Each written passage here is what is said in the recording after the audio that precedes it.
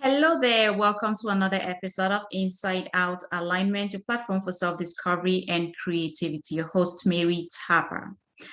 What a beautiful day. And today we are blessed to have Samantha Erharbor with us, who is a wife, mom of three boys, educator, certified professional coach, and the founder of Thrive Regardless Coaching.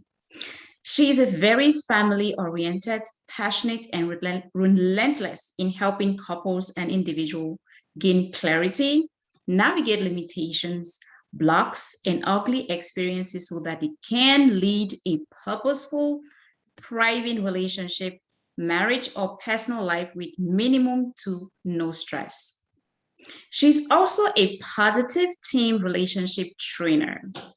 Her energy, leadership, and emotional intelligence tools empower organizational leaders and employees to become more enthusiastic towards work and life.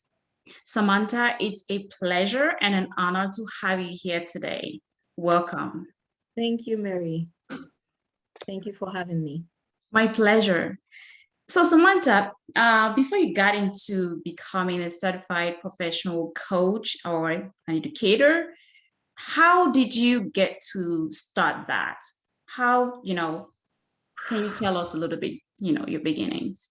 Well, when we talk about, I'm thinking you're talking about my interest, relationship, and marriage, and Sure. hence becoming a coach. Well, I believe it started, if I can remember, it started when I was quite young. I Hmm. mean, teenage age. Because I remember vividly that I would be invited into conversations that had to do with adult relationship, and nothing crazy is being talked about when I'm there. But most of the time where I'm being invited is where there's conflict and they're trying to look for a resolution. I remember my oldest brother, he's 20 years, about 20 years older than I am. And then his girlfriend at the time, they had an issue. Surprisingly, they were like, "Oh, Samantha, what do you think?" I was still very young, and I was like, okay, this is what I believe. And they tried it out, and both of them were really happy with it. And also, growing up with parents from a whole different generation from now, I learned and observed some things about my parents' relationship as a couple. And I knew that in some ways they were not fulfilled and they were not happy because of that. And I also had friends who happened to have parents that were in a thriving relationship.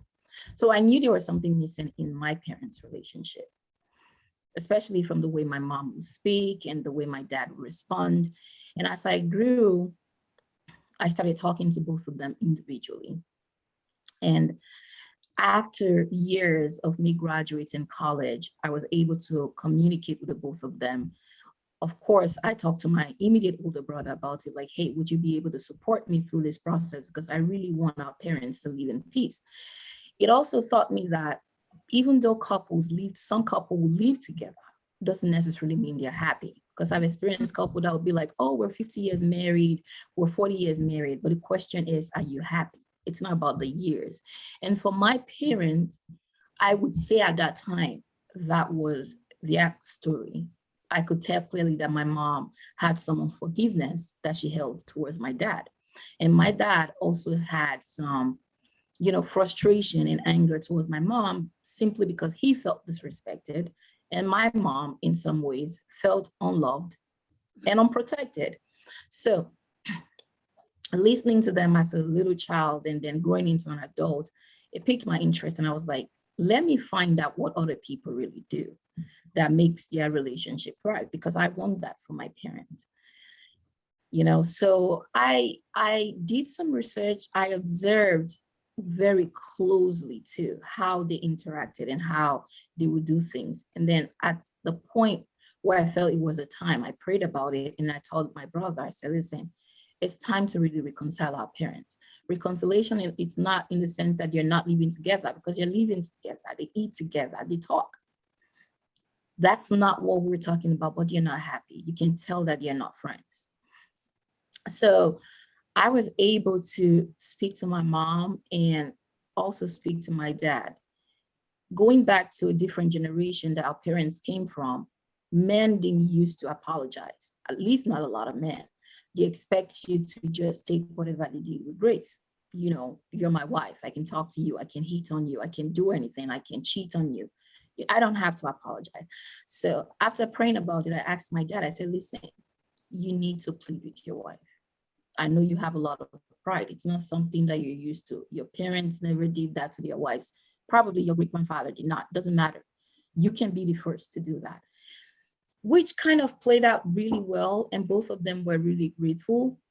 So that also inspired my craving to really work with couples and relationship in general. I had people who would reach out to me on social media still while I was a young single girl who are having issues with their relationship, not because I posted a lot about relationship. I didn't know what it was about me, that they felt like I can speak to you about my relationship. And I was able to help them. And a lot of them were happy about it. So I figured it was something that God has called me to do.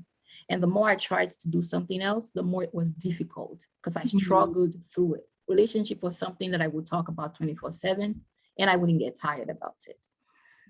So I figured, why not make it a career? In college, there was not much of a choice of saying you want to be a relationship coach. I needed to do a first degree. That was how I became an educator. I have my major in health education. And then when I got here, I started working at my church, well, volunteering as my church at my church with the marriage ministry. And I got certified to be a marriage specialist, myself and my husband. Initially, I wanted to be like a therapist, but the more I talked to couples, the more I knew that it has to be more than therapy. Mhm. So that's my story. Beautiful story. Yeah, Thank beautiful you. story.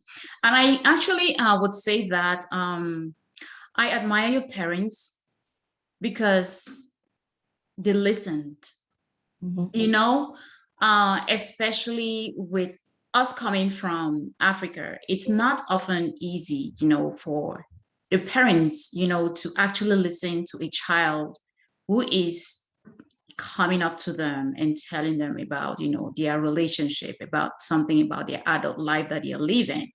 For a child to have that, to talk to them, and then for them to actually listen and then implement that. So for me, I really feel that I admire them, and for them to actually have listened to you and to make their relationship really better, because that strengthens you in your calling to work with other people, and to know that, you started from home. So it's easy Mhm. for you to go out there and help other people as well. So Yes. it's a really beautiful thing. Yeah. Speaking about my parents and listening, though, we do have my dad and myself, we're very close. Hmm. I'm the last of 10 children. So I've always been close to my dad. So my sibling knows that if there will be someone to speak to that, it's Samantha. My mom would not be so difficult, but I know that I didn't need to work so hard. If my older siblings were to be the one to go talk to my dad, he probably wouldn't listen. So that's why I feel like, or I know that God was involved. Maybe Hmm. God knew that this purpose was going to be served. That was why he also built our relationship that way, so that when it came that time, he would be able to listen to me. So we've had that very close relationship. So I have my ways of actually speaking to him that he will listen compared to my older siblings. So that kind of paid off as well. Beautiful. That's soft spot. Yeah. So when we talk about relationships, sometimes people feel like, okay, relationship, maybe like in a couple and all that. What do you think about us building a relationship with ourselves first, even before we get to get to talk about relationship either with somebody else? Well, I think that's a very interesting question, because I'm up for knowing yourself even before you get into a relationship with someone else. Because whatever baggage you have, if you haven't dealt with it, you're bringing the whole thing into that relationship. And I tell people, marriage is not a magic wand. It doesn't change anything. You still have the same attitude, the same things that you've been used to in your life. So you're bringing all of that in. So that's why it's important. You need to know that you have to have a relationship with yourself. What really tickles me? What really excites me? A lot of people don't make them know what makes them happy. And they figure that when they get into a relationship with someone else, then they will find that happiness. If you cannot make yourself happy, how does someone else make you happy? If you cannot find fulfillment with your own self, how would someone else help you find that? Finding someone, it's an added responsibility though, as much as companionship, which is the good part. But having that relationship helps you to figure out what your strength is. And most importantly, helps you to also figure out who you want to have, who you want to be in a relationship with. And that was something that growing up was very important to me. My spiritual life was very important to me. The way a man would dress and present himself was very important to me, because I know I like to look presentable. I knew that I wanted someone who was educated, because I was educated as well. I knew that I want someone who was a Christian, because I'm a Christian. I had my own relationship with myself. I knew what I enjoyed. I knew what I couldn't stand. I knew the things that I was lacking personally, to start working on it so that I don't put that burden on someone else. Or it's easy to blame someone else, especially when you're in an intimate relationship, and not take responsibility. But what you lack is that relationship with yourself, knowing what really drives you, knowing what really fulfills you, knowing how to be happy on your own. We cannot underestimate that. Everybody needs to have that before you go into a relationship with someone else. It's very important. I love that. And sometimes, or I've heard, so many people, they get to a certain age and they feel like, oh, I am not in a relationship, with somebody. I want to be married. I want to have somebody by my side. I want a partner that I can spend the rest of my life with. And they're worried about their age. They're worried about the time frame. They're worried about a lot of things. And sometimes they have also, like, maybe in their past relationships, they haven't been able to get to, or to have someone in their life where there is that great relationship where they share, where they communicate, where they have a really genuine time to spend together and understanding each other, like that. But they're looking for something more. And what would you say to somebody like that? And even more important, what do you think usually maybe is in a way for them to find that person, that one that they are really longing for? Well, it's easy for people to say, I'm waiting for this person, I'm waiting for a relationship, but are you prepared for a relationship? A lot of people wait, but they're not prepared. What are you doing when you're waiting? Are you trying to network? Are you a sociable person? Do you have your own life in order? Singleness is as much as a gift as marriage. Okay, so I understand, especially when it comes to the female part, and I can understand also justifiably why they will feel that way, because especially for people who want to have kids, they want to start a family. I can understand why a female will be at a certain age and worry about it. But I always believe that there's always a plan for everybody. And in that singleness, it's important that you begin to build yourself for the person.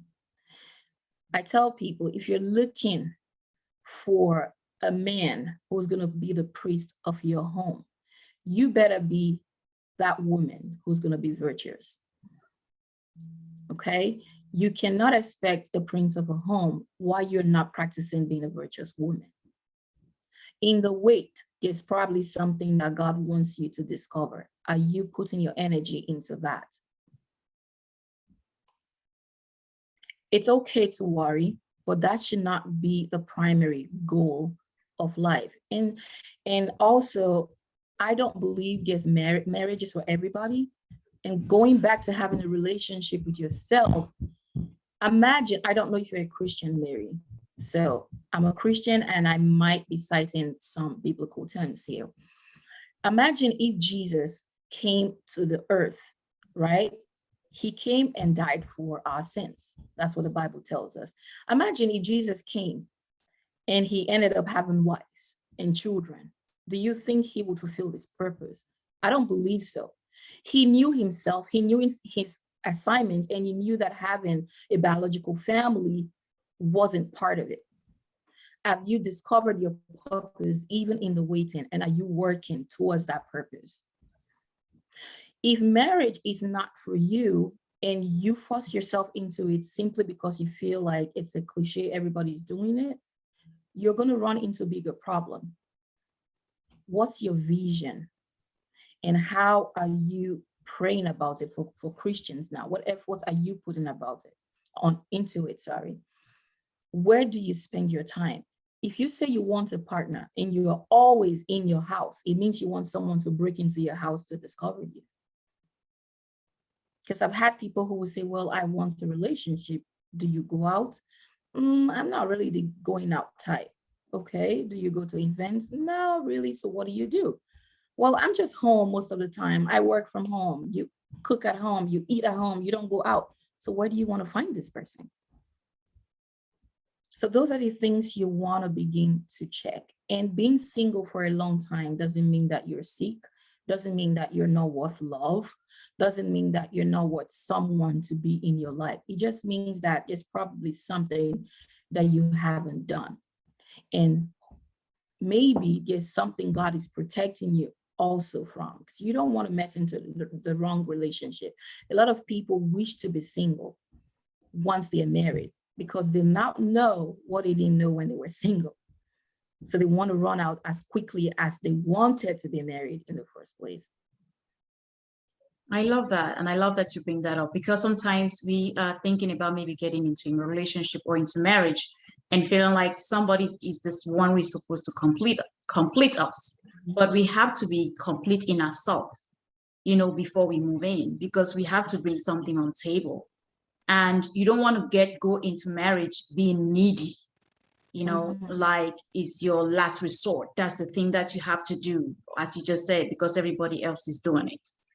You have to. Well, that's what brings about a codependent relationship. And there's a problem when you have a codependent relationship. And like I said before, are you happy on your own? If my husband leaves the house for a week for an assignment, I'm happy, I'm content. When he comes, I'm happy because he's not the one in whom I have the source of my happiness. I'm content on my own. God has completed me and I'm working in that happiness. So he's just someone I'm building my companionship with and having a beautiful family with. But he should not have that burden to make me happy. I love that. I love that. And you say one moment that was a turning point in your life was when you realized that to be submissive to your husband isn't slavery. Why did you first feel that being submissive was slavery? And then after you change your mind and see that that's not what it is.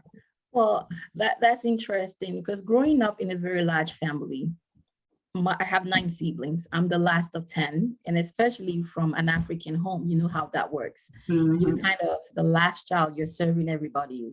Go do this, go do that. They want you to do the bigger part. So it was always like you are being stepped on, you're not being respected. The only person that would usually fight for me was my dad. That's how we got really close, because my dad would not hear that you hit me or lay a hand on me. Otherwise, you're going to be ready to hit him too. And that pissed my siblings off. So when my dad is not home, that's when they give me a lot of problem. I had to also toughen up that with that energy I used to toughen myself up, I found that I became even more disrespectful because every time was a struggle. You know, when you try to speak growing up as the last of 10 children, everybody's like, oh, well, you're a baby or something. You're a baby. Well, you don't really know these things. You don't really know that. And that just got me really, really angry a lot of times. And I'm like, you know what? I'm the last, but I have a voice too. But what I didn't know was that I allowed it to really get into me, that I became a very, very defensive person. So I was always, not anymore, I was always ready to fight. Whether it was in school, whether it was at home, I felt like I needed to protect myself. I needed to shield myself. So if it had to do with word battle, I have words for you. I would respond to you in the meanest way that you want. So you bring it on. If it was physical fighting, and I joke about it, and sometimes I'm like, wow, I don't even believe that was me. If it was physical fighting, I always believed growing up, especially in high school, I was like, I don't fight girls because I just think they don't have enough energy. So I fight boys. That, yeah, I would always fight the boys. So that went on until I got into marriage, and I began to see that that element was showing up.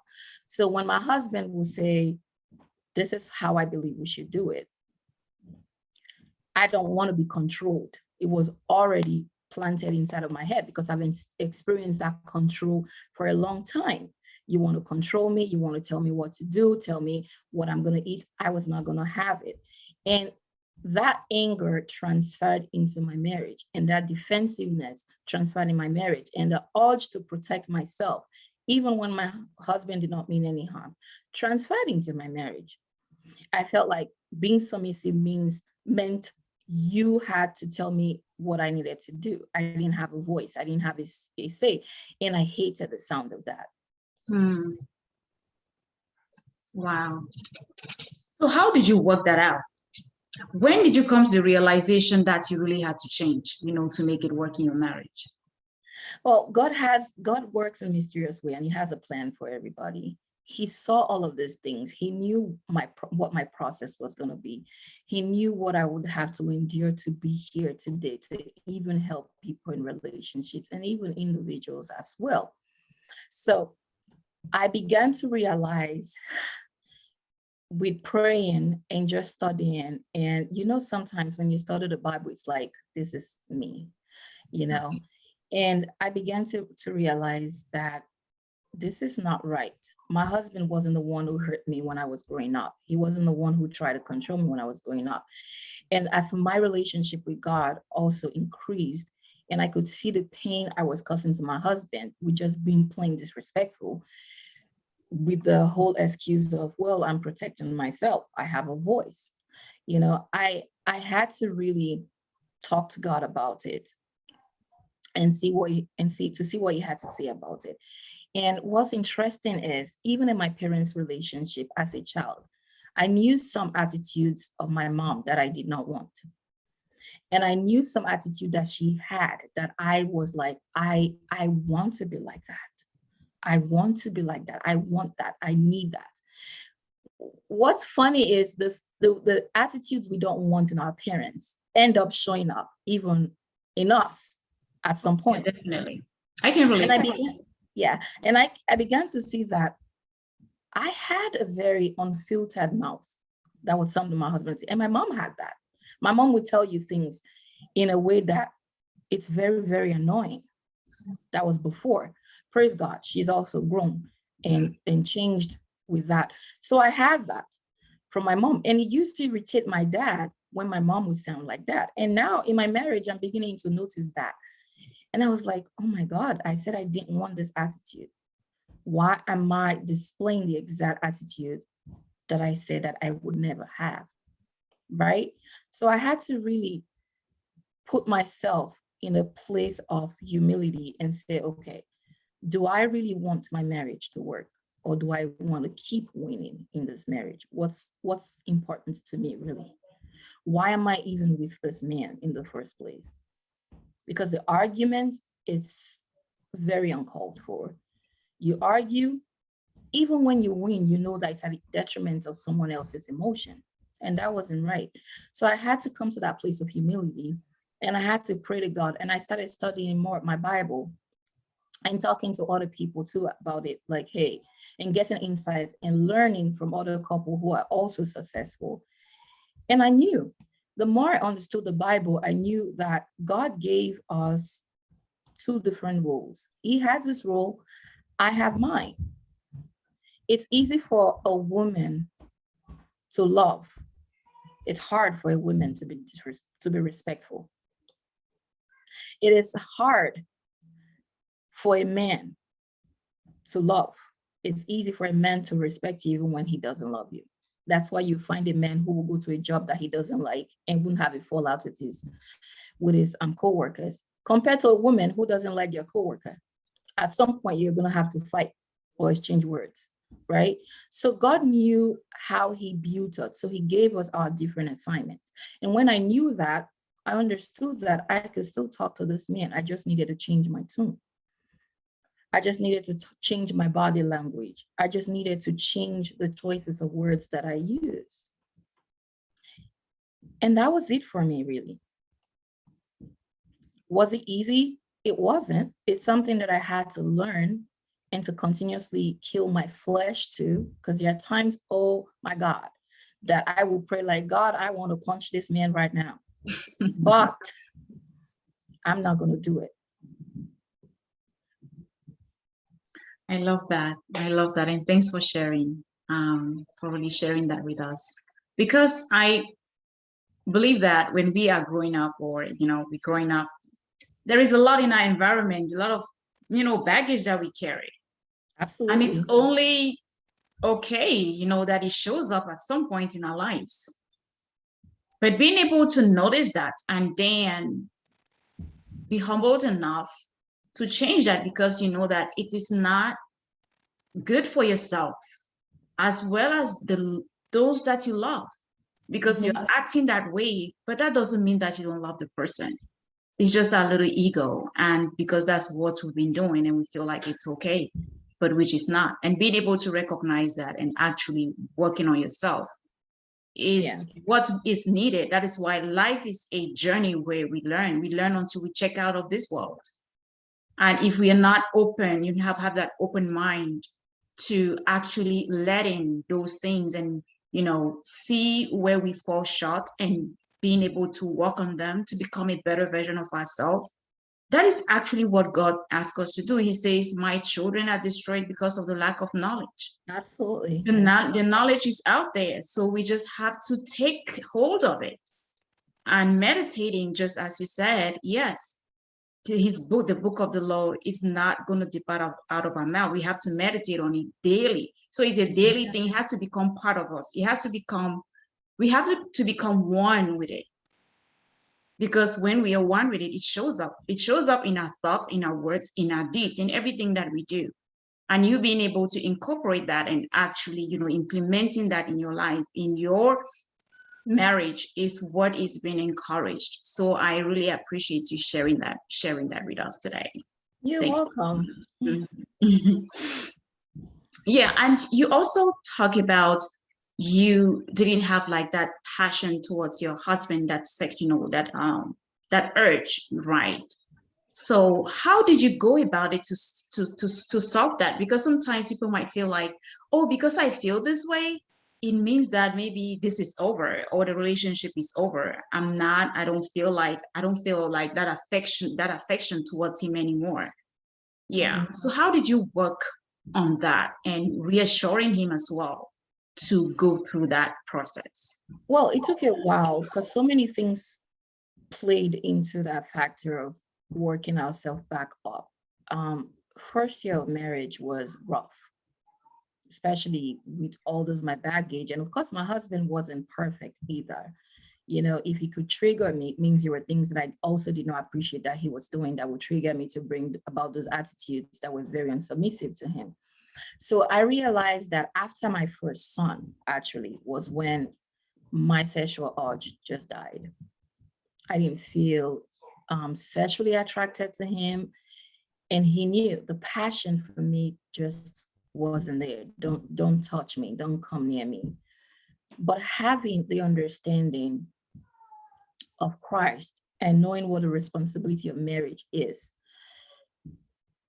helped. I knew that I didn't have this passion for him, and I didn't tell him immediately. I was merely enduring sex because it became an obligation. But at some point, I had to talk to him because my husband and myself, we're someone who can openly talk about things, no matter how difficult. So I started feeling guilty that he doesn't even know this. And it became like I was keeping a secret. And he knew, because I would not, if he doesn't start sex, forget it, I'm not starting it. And that wasn't the wife he married. The wife he married wasn't a shy person, wasn't someone who would be shy to say, hey, I'm horny. I would go for it. But he notices that, well, if I don't reach out, my wife doesn't reach out, that means sex doesn't happen, and began to question. I realized that there was some unforgiveness that I held during our first year, and some other things that we experienced while we just got together as a couple.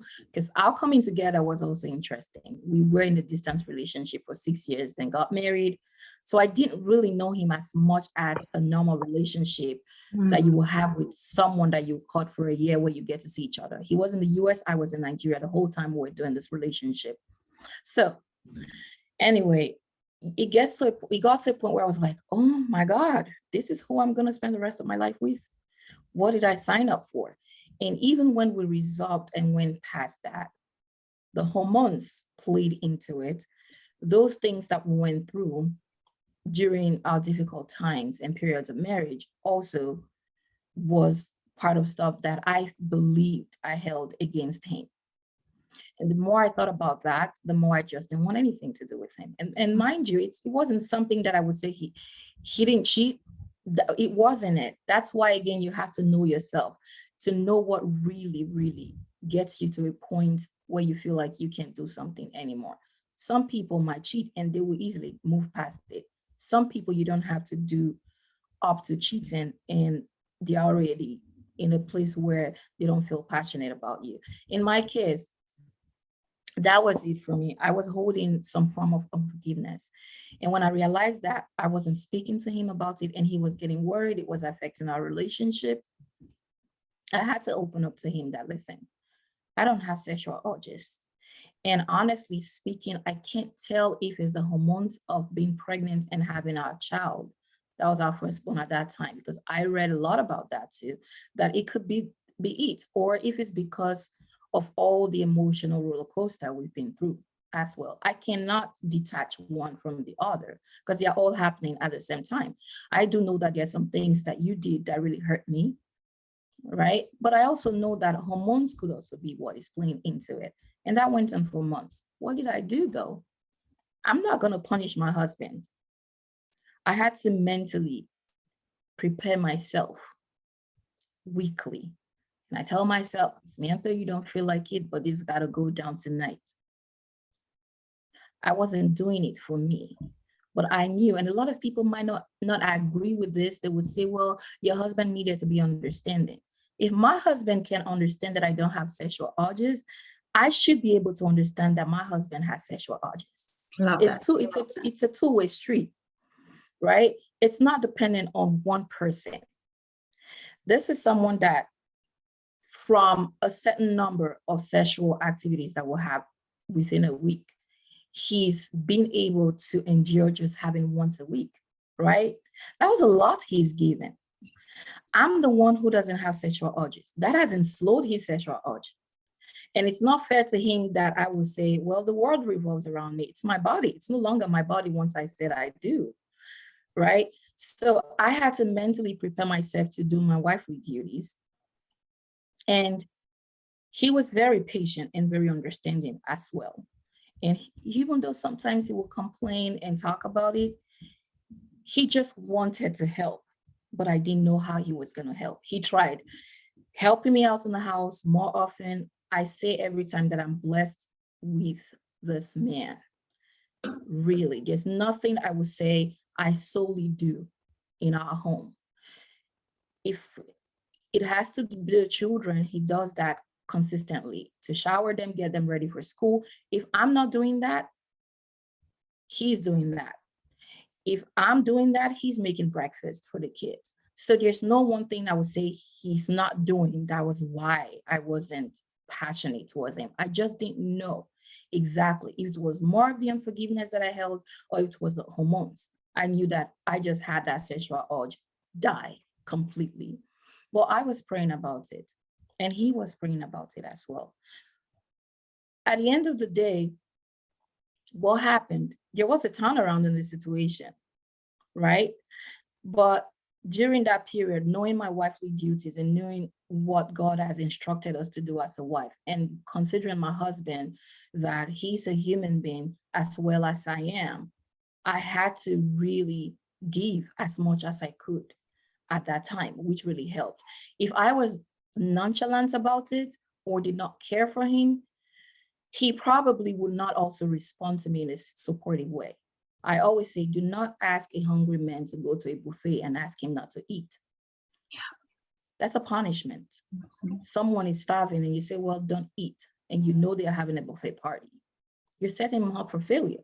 So if I'm saying my husband should not cheat, and that's not an excuse why any man should cheat anyway, because he's not having sex. But let us not also be oblivious of the fact that the Bible actually stated it, that if you do not do this, the devil is going to tempt you. Mm-hmm. So let's not feel like nothing can disrupt integrity or morals, because everybody has their limits. And it is not my job to push my husband to his limits, where I can now lay blames on him that, well, you stepped out of our marriage. I love that. I love that. That's a great message for us women, because sometimes our ego, we be thinking like, because we are there or whatever. It's always good to check both sides. Always good to put yourself in another person's shoes, and look back the reason why we actually said yes to that, to commit to that marriage. One also important thing that you talk about is marriage, is it for better, for worse, or divorce? Why that? Well, I love the topic because with working with a lot of couples, I've discovered something, that marriage, a lot of times people feel marriage is a convenience. So when I said for better, for worse, is your marriage for better, for worse, or divorce? Should you endure what is going on in your marriage, or should you check out? A lot of people are willing to easily check out for their convenience. And it made me question if they had a vision even before getting married, if they had a plan towards that vision. For better, for worse, though, it's not biblical. There's no way in the Bible where God says, oh, it's for better, for worse, you have to be dead in your marriage. As a matter of fact, there are two instances where God said that we can separate from our spouse or divorce our spouse. One was if you were married to an unbeliever and they said they weren't going to be in a marriage anymore, it's okay to let them go. And another one was if your spouse cheated, if there was infidelity in the marriage, it's okay to also dissolve the marriage, right? But when do we know at that point that it's divorce that we need? Mm-hmm. What are we checking? In one of my course, I have the 5 boxes checked to know if you want divorce or not, right? And what this says is there are 5 elements that you need to check with yourself to really determine if your marriage or relationship has actually got into that stage of divorce. There's a lot of blaming in relationship and very little accountability. I went into my marriage for better, for worse, but I also knew that I didn't go into my marriage to die, right? There are grounds where you can separate from your spouse. The Bible did not go against separation, and divorce is not an unforgivable sin. I'm not trying to make it look like you have to stick your head out in a marriage. But my point is, make sure you try your possible best and make sure you don't leave any stone unturned before you say, this is it. Nobody can tell you to get a divorce. And no one can tell you to stay in your marriage. That's totally up to anybody to do that. But do your own godly part and let God direct you. So many things that we've had to endure in my marriage, and so many things I've taught couples through in their marriage that thought they were never going to make it out of it. But are you willing to apply yourself into it? Or are you into the social media standard of marriage that you feel like, I'm not having Miss A kind of marriage that she posted on social media yesterday, so it's time for me to divorce you. Sadly, it's very common. Very, very common. So that was what I meant when I said, is it for better, for worse, or for divorce? I've had a lot of people say, well, if my spouse does this, I'm gonna leave. Or if my spouse doesn't give me this, I'm gonna leave. Or if I'm not happy in my relationship, I'm gonna leave. Without saying, it will be better to say, if this is not happening in my relationship, I'm gonna find out why, right? And I'm gonna see how that can happen in my relationship. But a lot of people don't say that. They see the door open. They see it as, when you believe marriage or relationship, let me use marriage because relationship, you can leave if you wanted to. But when you believe that in marriage, you can leave whenever you want to, everything that your spouse does that displeases you will be your cue to leave that marriage. Because you already set down that I cannot endure anything.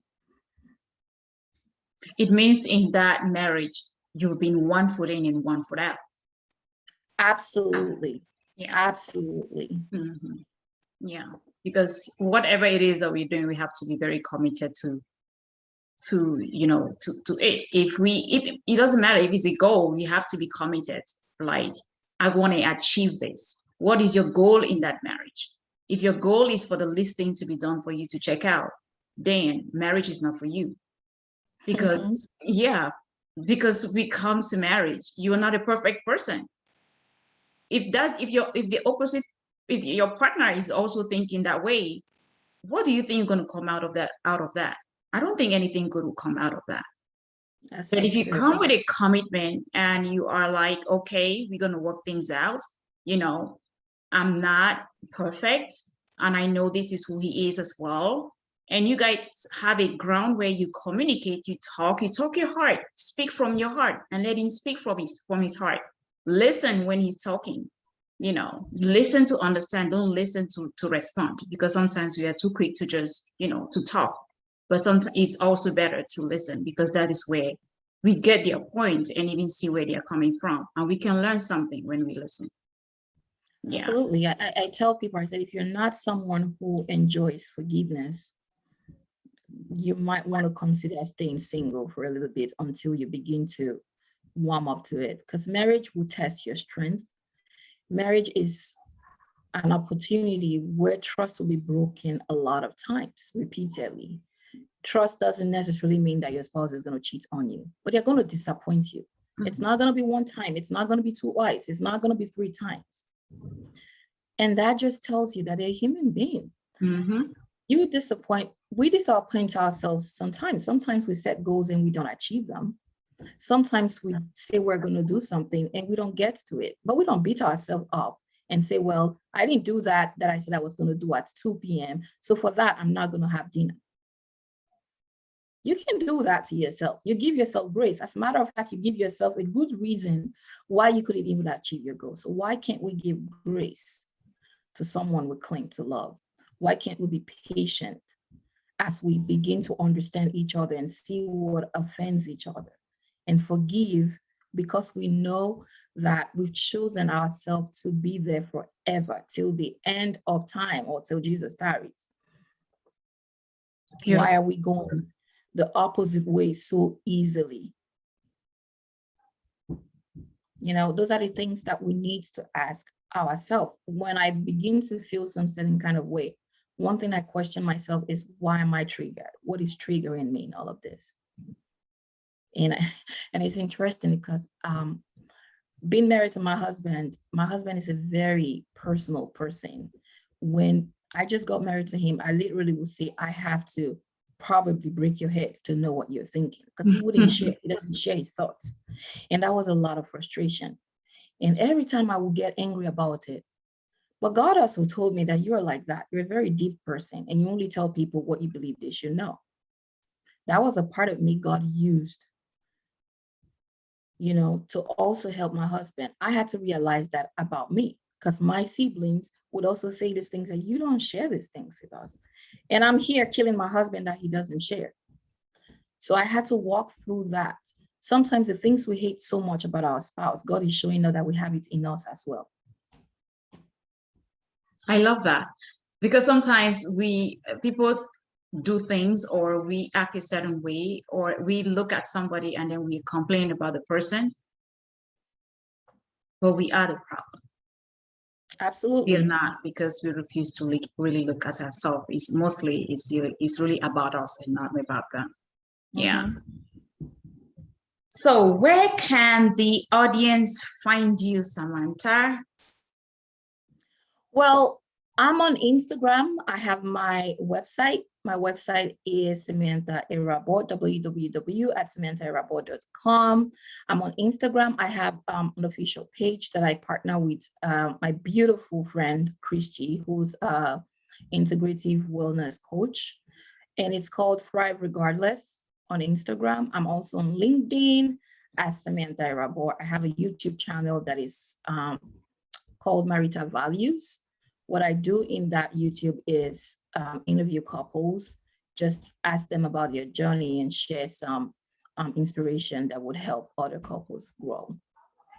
Beautiful, beautiful. So on the description box of this episode, I'm going to have your information, so that viewers, if you need any advice or you want to connect with Samantha, you can get straight to her, using the links that she's provided for us here.